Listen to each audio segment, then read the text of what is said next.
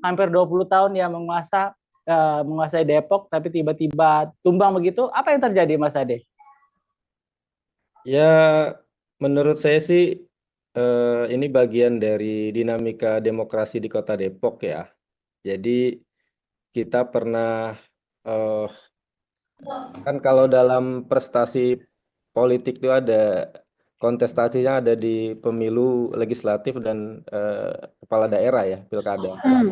Jadi kita pernah di 2004 juga di 12 kursi, kemudian turun-turun terus sampai 6 kursi di 2014. Tapi dalam hal prestasi pemilihan kepala daerahnya itu menang terus gitu ya.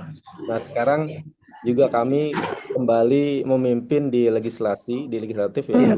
2019 itu ada 12 kursi dan 2024 ada 13 kursi, kita menang dan qadarullahnya di 2024 ini pilkadanya hasilnya seperti yang sudah eh, kita tahu bersama gitu ya.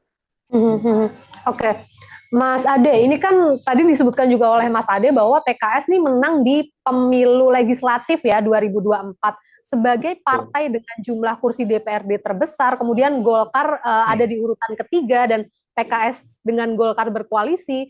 Apa nih Mas yang kemudian mungkin menjadi kendala ketika Pilkada Depok ini, Mas? Apakah karena mungkin PKS hanya berkoalisi dengan Golkar walaupun keduanya ini punya perolehan kursi yang besar gitu, sedangkan yang satu koalisinya lebih gemuk gitu, Mas. Apakah ini salah satu faktor? Iya, bisa jadi salah satu faktor yang punya kontribusi untuk menentukan hasil.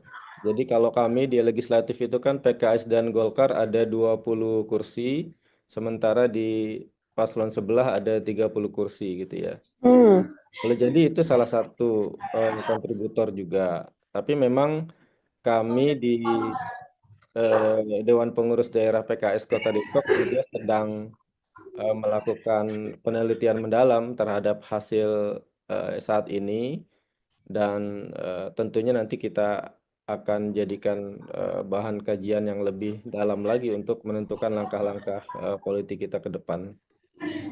Oke, Mas Ade, bagaimana dengan anggapan begitu di masyarakat bahwa calon yang diusung oleh PKS ini tidak mereka merasa tidak banyak memberikan perubahan gitu, masyarakat tidak memberikan banyak perubahan sehingga mereka memilih calon lain gitu, Mas Ade. Iya, bisa jadi ada yang berpendapat seperti itu, walaupun kita yakin juga karena berdasarkan fakta pembangunan, kemudian juga prestasi kinerja pemerintah Kota Depok, ini memang patut kita banggakan sebenarnya hal-hal yang memang sudah diraih di pemerintahan saat ini. Bahkan kita juga mengukurnya dengan riset ilmiah gitu ya. Jadi yang tadi disampaikan sama Mbak Fitri itu survei Voxpol itu di 2 sampai 11 November itu yang ingin berkelanjutan gitu ya. Narasi berkelanjutan dibanding narasi perubahan itu ada masih di angka 68% gitu ya. Jadi eh, dan kemudian ketika ditanya artinya kalau misalnya yang menginginkan keberlanjutan pembangunan saat ini kan di Pak Idris gitu ya, itu 68%.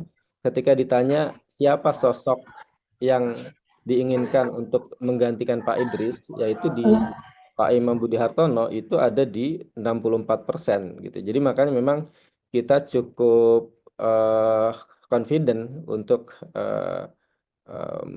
mempotret warga Depok menginginkan keberlanjutan pada waktu itu dengan hasil survei Voxpol tersebut, plus juga memang prestasi-prestasi yang sudah dicapai oleh pemerintah Kota Depok.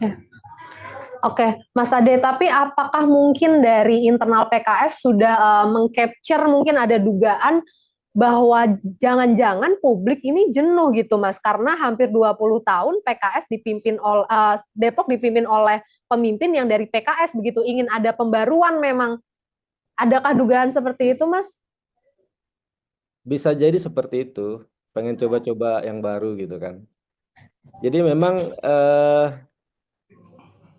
ya semua faktor tadi bisa berpengaruh, makanya faktor yang paling besar menentukan angka tersebut itu nanti kita akan lihat di riset ilmiah berikutnya, gitu sih Mbak.